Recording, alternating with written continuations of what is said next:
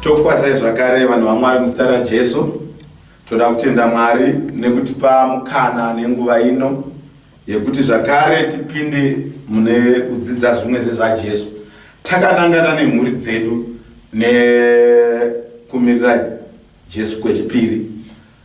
Tikati isusu toramba titsikidzira kuti kana tikadzokera pashoko raMwari sekutanga kwarakaita mubindu, mhuri dzedu dzikaitwa molded kana dzikashepwa semhuri yakanga yatangwa naMwari muEdeni, zvinotiwira mumhuri dzedu zvichava zvishoma kana kuti zvichatopera. Tichagona kuti mazuva edu ekurarama epano pasi anga akatubuka nemufaro.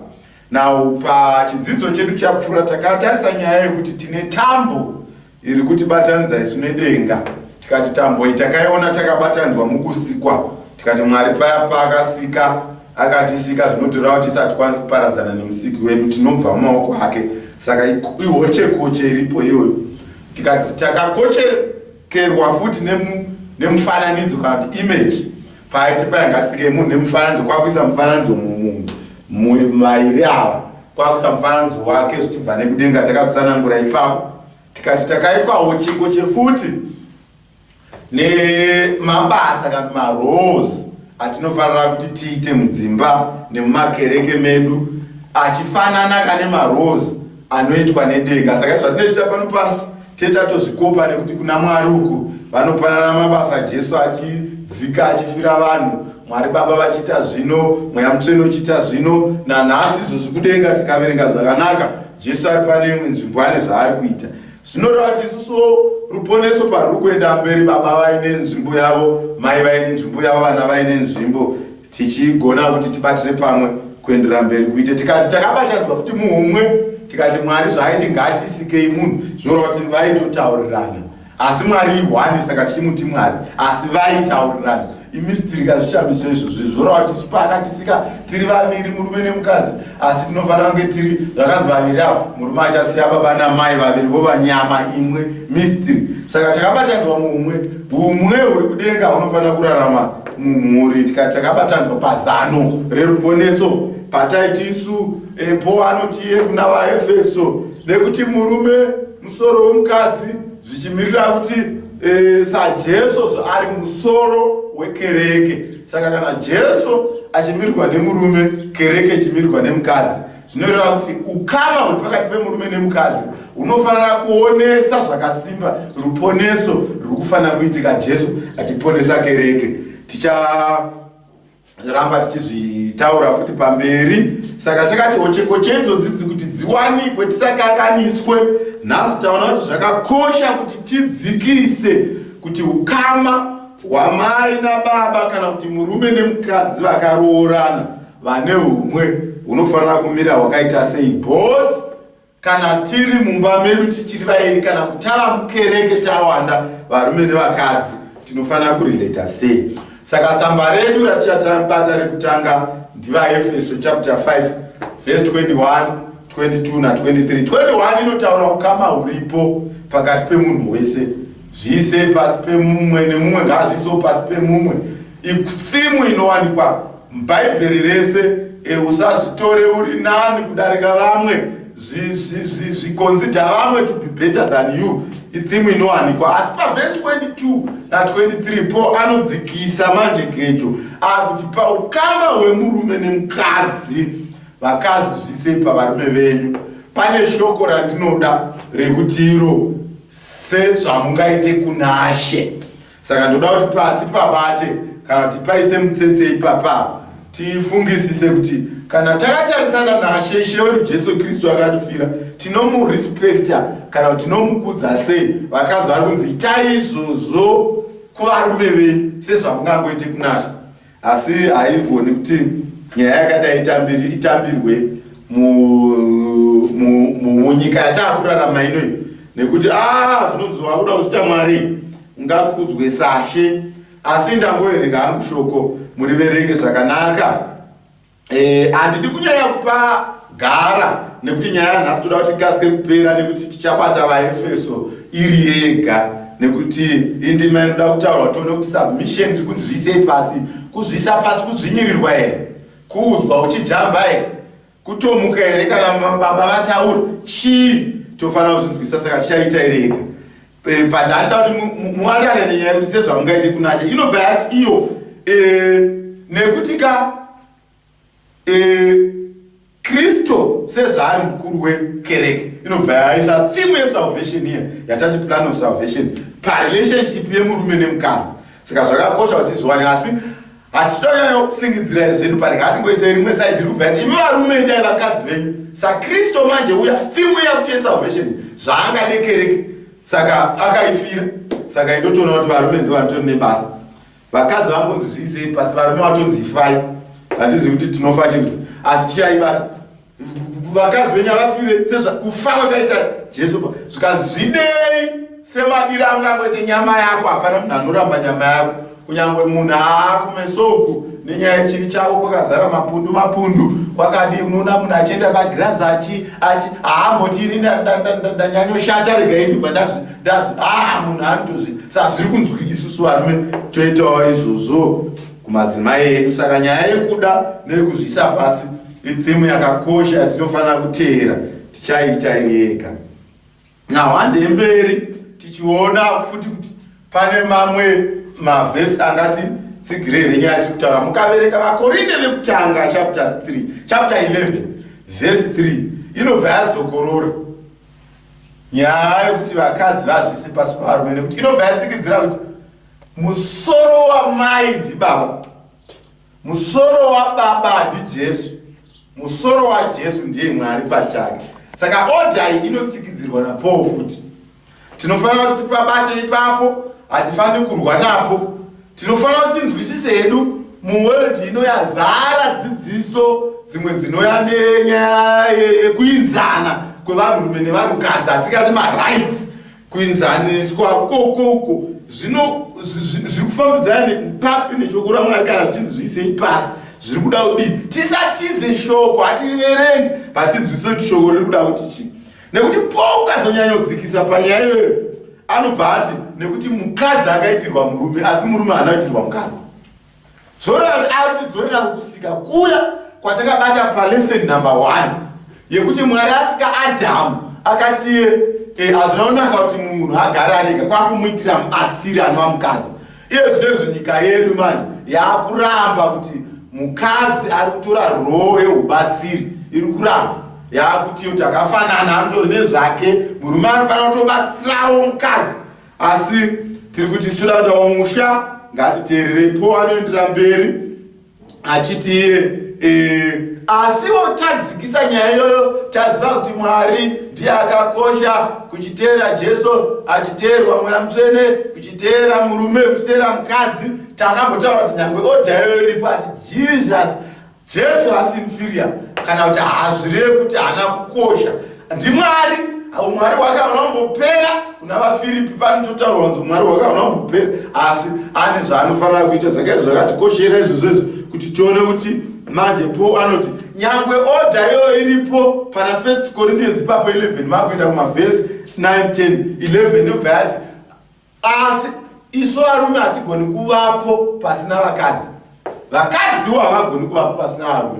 Zvoreva kuti ari kutaura nyaya yekuti takaenzana pamberi pemuchinjikwa inova ina Galatians chapter 3:28 inowanzobatwa nevamwe vakuda zvavo kuajustifya zvimwe zvatichada kutaura izvi. Takaenzana chaizvo, asi hazvibvisi kuti baba ndiye musoro, ende kana ari musoro hazviri kuti kungotaura musoro une zvaunotarisirwa kuita, hazvibvisi izvozvo izvo, asi takaenzana. Saka Paul pana 1 Corinthians chapter 11 verse 3, 8 to 11 anotsikidzira odha iye ozombotaura zvimwe zvekunamata kuti kana kuti zvionekwe imi vakadzi sungai madhuku zvichidzika, asi toda kuti theme nde respect, theme nde order. Saka zvese zveuzoisa madhuku kana musaisa inyaya yekuti order, inyaya yekuziva position, pakakosha ipapo. Asi anozoadresa ontological equality kuti zvakadaro tese takaenzana, tese we cannot do without the other. Now handei pamberi pana Timothy wokutanga chapter 2 verse 11. Now theme ya 1 Corinthians 11 iri kutaurwa mukereke nekuti vamwe vanodzoka kuti nyaya yekuti musoro wemba inowanikwa kumba kana takukereke, vakadzi vanotawo misoro yekutonga makereke. tiri kuona panapa inyaya yekutaurwa mukereke kuti Jesu musoro wekereke sezvaakaita kumukadzi. Saka izvo babawo musoro mukereke iripo kuna 1 Corinthians chapter 11. In other words, kana ndakusa muchirungu ndiri kuti context yavakorinde yekutanga 11 it's a worship set up. Now 1 Timothy chapter 2 futi inobva isava madetails atinofanira kunzwisisa. Again it's a worship context because Timothy alipuwa ma-instruction napo kuti anotaura kumakereke kuri kunziko vakadzi vari kukurudzirwa kuti vanyarare vazviise pasi pevarume. Pari kushandiswa words yekuti subjection. Now nyaya yekunyarara igati vaitai connector nekuti popa neimwe nzvimbani kana vakadzi makuprofita kana iye aitofamba nevakadzi vamwe achito muchinda anonzi Apollos akatonodhonzwa nemukadzi vanzi Apollos rekatimudzidzise kuti shoko raMwari unofanira kudzidzisa sei. Vakunodzidziswawo muchangoona kumberi uku. Saka vakadzi aitotaura asi panapa pari kulingwa nyaya yekunyarara nesubjection. Nekuti ukazovereka verse 12 ya 1 Timothy chapter 2 inobva yati vasadzidzise ndokurudzira vasadzidzise kuti vasatorere simba. Ukavereka King James version inoti or nor not to usurp the authority over men but to be silent. Saka zviri kureva izvo kuti kunyarara ukuru kureverwa pakuti kana paine nyaya yekuti panoda authority kana kuti pane nyaya yekuti sangano rifambe rakadai pari kuda utungamiri zviri kunzi pari kuda mukuru zviri kunzi vakadzi zvitove muregere varume vatore roho iyoyo. Now nyaya iyi takaitaura isusu tikati nemhaka yei vamwe vakati aiwa Paul akararama pazuva varume ndo vaingotonga inonzi patriarchal. Paul akararama society yacho kana kuti culture yemazuva ayo ichizvinyirira. Saka isi mubvunzo watinoita ndokuti saka Paul paainyora anga achishandiswa nemweya mutsvene here kana anga confused neculture netsika. Asi verse 12 verse 18 inopa mamwe madetails ekuti vanhu vanotaura izvozvizvi vashaya mukana nekuti Paul anorifeya manje patakarifeya kuleseni yedu yekutanga kuti nemhaka yei ndati vakadzi pari kuda simba musaratidze kunge muri kusveta simba usurp simba revarume. Musadzidzise kana pachida authority musawanikwepo pane nyaya yeauthority. Nyararai panzvimbo yakadaro kwete kuti nyararai muchechi nyararai panzvimbo iyoyo nekuti zvakuratidza kuti mazviisa pasi masubmit pakadaro. Nemhaka yeverse 13 nemhaka yekuti Adamu ndiye akatanga kusikwa. Paul bva apa madetails achiti Adamu zvaakatanga kusikwa Eva akazotera. Saka order iyoyi ngaitero. Saka Paul akubvisa pfungwa yekuti ndiri kukonfuswa neculture iriko mazuva ano kana nechiJudha nepatriarchal system. Ari kuti aiwa ndiri kutaura izvi nemhaka yekuti pakusikwa ndo zvakanga zviripo pasina muJudha pasina patriarchal muina Adamu naEva ndo zvakanga zviripo. Anoisa mamwe madetails anonakidza. Anoti iye munorangarira here kuti chivi chakauya sei madzimai? Chivi chakauya nemhaka yekuti mudzimai wekutanga Eva adhonza simba raAdamu azisa panzvimbo yaAdamu akatendera kupindwa nechivi. Mwari kwakuita recorrect kwakudzokera pasi paya patakaverenga mukaenda mukati mechidzidzo chedu chekutanga. Saka Paul ari very clear panapa, haasi confused, ari kuziva zvaari kutaura. Ari kuti kana pana musaratidze maizviziva here kuti sezvo takati link kana kuti chain iripo pakati pedu inoratidza ruponeso rwatakaitirwa naJesu. Jesu achimirira murume achimirira Jesu, mukadzi achimirira sangano. Maizviziva here kuti kana mukadzi akadhonza simba remurume zvinoita sokunge church ikadhonza simba remurume. Mubhaibheri chechi iyo inonzi antikristu kana kuti Babylon.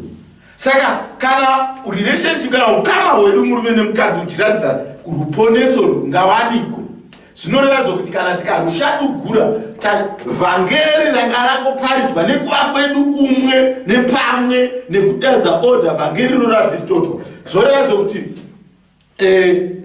chinangwa chekuti Mwari asete mhuri yakadaro kuti aratidze simba rake neruponeso munyika rapera. Now, vakadzi musatorere simba varume. Kana paine nyaya inoratidza kuti paroda kuti tungamiri nedirection nesimba, nyararai varume vaende pamberi vatonge. Now, inyaya inoenderera mberi here mubhaibheri tinoiona. Tiri kuiona pana Pita yekutanga chapter 3 verse 1 yekutanga inobva yati imi vakadzi imimika zviise pasi pevarume venyu. Pane mamwe versions kuti anoshandisa word subjection yatiri kungoona kuna Timothy wekutanga. Now, inobva yaenderera mberi yoti iyo paverse 5 tajamba mamwe mavhesi munopaverenga iri kutaura zvevakadzi kuti munofanira kuchena kwenyu kana kuti kupfeka kwenyu ngakave kwemukati ngazadzwa ineru. Inobva yari paverse 5 yoti samadzimai akarurama ekare aizviisa pasi pevarume vavo chaivo. Yapedza yobva yati sezvanga zvakaita Sara, nekuti Sara akateerera pashandiswa kuti obeyed Abraham, ndobva azviisa pasi paAbraham achimudedza kuti Ishe, calling him Lord. Now, hatidzokei kuna vaEfeso chapter 5 verse 22. Vakadzi zviise pasi pevarume venyu sezvamungaite kuna She. 1 Peter chapter 3 verse 5 tienda mberi. Sezvakaita madzimai ekare anga akarurama sana Sara vakanga vakarurama, vakazi akateerera Abrahamu akamuti Ishe. Tingataurire vhangeri rakadai mazuva ano aya emarights, mazuva ano ekuenzaniswa, mazuva ano ebhishini. Tingataurire zvakadai. Aiwa tinenge takudzwa udzvinyiriri kwakudzvanyirira, asi varume vane roho yavo yatichadzikisa zvakanyanya. Ukama ukateerwa unonakidza umhuri, inonakidza hamireji, inonakidza zvakaipa. Asi tikadaita naro tikada kurwa nebhaibheri tichasvika paya patinoti isusu zviri nani varume vagare pakona yemba pane kugara mba munopopotwa. Haisati yapera 1 Peter kumavhesi 7 inenge ichiti iyo imi manje varume remekedzai madzimai muvabate semidziyo isine simba, weaker vessels, zvikanzi kuti minamato yedu kairege kurambidzwa. Now, nyaya yemaweaker vessels inyaya futi iri kuchallenjwa nekuti ezvino zvitawo takafanana. Iwe kana uchipusha mabhara 6 indinopushawo mabhara 6, iwe kana uchikwanisa kutema mapango indotema, asi zviri kungotaura havo havatemi kungotaura zviri kutaura zviri kunzi takaenzana. Asi nyaya yemaweaker vessels iri kuita futi kuti kana tasvika manje paabuse dziya dzatiri kuita mudzimba, iye zvinezvi kune noise yekuti varume vari kuuraya vakadzi. But pane chinhu zvangu chandoda, handisapoti abuse, handisapoti physical abuse, handisapoti emotional abuse, asi pane chinhu wani chandoda kuti ndivheneke ndakatarisana nenyaya yeweaker vessel. Inyaya yekuti tese varume nevakadzi takatadza tikasasvika pakubwinya kwaMwari, tese tine chitema, hapana akarurama kudarika umwe. Saka kana tikafungidzira kuti violence nekufa kuri kuita vana nemadzimai mudzimba umu inyaya yekuti varume chete ndivo vane utsinye, vamwe vakushandisa kuti men are trash, kana iriyo nyaya yoyo ndinoona sekuti tiri wrong zvakaipa. Tese tiri mukati mechinhu. Manje nyaya yeweaker vessel inozokuda kuti ndingokupeka muzenzanzi kana ndazorwa ini nemudzimai wangu. Chinoitika ndechekuti hatizotauri tarisi yedu kuti changa chaitika chii kumashure adena umwe kudarika mudhaya. Asi pakamira physically anogona kudonha iye ofa nekuti simba rangu naiye akasiyana. Saka kana yanyaya manje yakutongwa kuti varume vauraya vakadzi, varume vauraya vakadzi. Asi vakadzi havasida kuzvisa muya tinoti femininity, tovaso they are weaker vessels. Vane simba ravakapiwa naMwari rimwe, rumwe rudzi, kwete rephysical, riri kuvarume. Now, ndikuda kungotaura ndichiti papapa takasiyana even musimba redu. Pari kunzi Sara akaopera akati Ishe kumurume wake, isu varume tikanzi ngatizive kuti vakadzi vedu ava maweaker vessels. Zvinogona kutibatsira kuti nesu varume kuti ukwanisizve kuti ukande chibhakera, kanda chibhakera kuweaker vessel vakomana. Ukabva wakanda chibhakera paunongoziva kuti nyange izvozvo inharo zvadzo, asi hayi hatikakandi chibhakera. Now, Hatifambe pamberi tione kuti tiri kuda isusu ukama huripo pakati pemunhurume nemunhukadzi nerelationship iripo. Iyi nhasi tiri kuparura chete muzongozongo kana kuti nyaya dzacho, nekuti pachidzidzo chinoteera toda kudzikisa zvakanyanya Ephesians chapter 5, nekuti pane nyaya yesubmission iri kunzi zvise pasi, poita nyaya yatiri kudai kunzi vakadzi zvise zonzi varume idai. Saka toda kuti dwell on that zvakanyanya. Asi nhasi ngationei mapillars emuraramiro watichaita mudzimba nemumakereke edu. Pari kunzipo kuna Timothy wekutanga chapter 3 verse 1 to 2. Zvakanaka kuti munhu ade kuva bishop. King James version inoti bishop. Kune mamwe maversion ati church leader, kune mamwe maversion ati elder, kune mamwe maversion ati overseer. Kana taenda kune revelation kuti kana munhu achida kuva mutungamiri ngave ane zvakadai zvikadai. Ini ndiri kuda pano pekuti ngave murume wemukadzi umwe chete. Saka Paul ari kuedza kuti paipa yamboti ndiri kuti ini vakadzi musatiche, ndiri kuti nyararai, ndiri kuti pari kuda kuratidza utungamiri kana pari kuda simba, ndiri kuda kuti imi vakadzi musiyire varume. Nemhaka yokuti Adam ndiye akatanga kusikwa, nemhaka yokuti Eva akaita kuti chivi chipinde Mwari akamuti kuda kwako kuchava kwemurume wako. Saka akuti manje kuna Timothy, izvi zvinhu ndinoda kuti unodzisa masangano ese, kwete sangano 1 riri paKorinde rekuti vakadzi vachavakwakwauma musoro. Aiwa, ndinoda kuti kuti kana makuda kuticha mutungamiri ave murume womukadzi umwe chete. Vamwe voti aiwa inyaya yenguva yacho, hazvina kumbozotaurwa, hazvina kumbozorambidzwa vakadzi kungotaurwa kuti murume womukadzi umwe chete nekuti varume ndovaive. Asi dai paine nguva yazvinogona kuti womukadzi wemurumwe umwe chete. Ipo paika pangoti varume vakadzi nyararo yemukereke zvise pasi pevarume in subjection. Peter uti nyararai zvise pasi pevarume saEva saSara paya paiti kuna Abrahamu ishe auya panapa kuti kana munhu oda kuva mutungamiri okonfuse afu murume womukadzi umwe chete. Isu toti ayewa iwo mamavhesi atonyora, isu toti ayewa mukadzi anogona kuitawo mazuva iwayo.